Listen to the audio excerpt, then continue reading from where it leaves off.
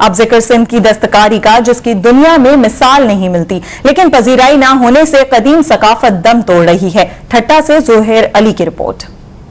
सिंध धरती हुनर, सकाफत और रिवायात की अमीन है। इसकी गोद में परवान चढ़ने वाली दस्तकारियों को दुनिया भर में पजीराई हासिल हुई।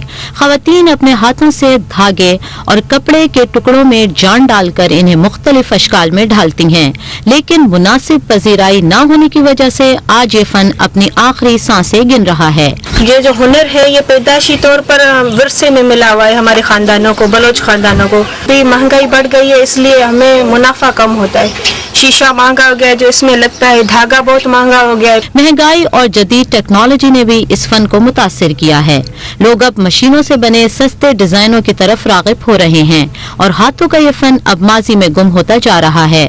12 साल में ये काम सीखना शुरू कर दिया था और 15 साल तक सीख लिया पूरा। सिंध के देहात में खवातीन बचपन ही से दस्तकारी से जुड़ जाती हैं। इनके हाथ ऐसी तख्लीकात सामने लाते हैं जिन्हें देखकर लोग दंग रह जाते हैं। शहरियों का कहना है कि हुकूमत दस्तकारी के फरोग के लिए इक़दामात करे ताकि इस फन को बचाने के साथ देहात में मुक़ीम खवातीन के लिए रोजगार के मौके भी पैदा हो सकें। खबरों की मज़ीद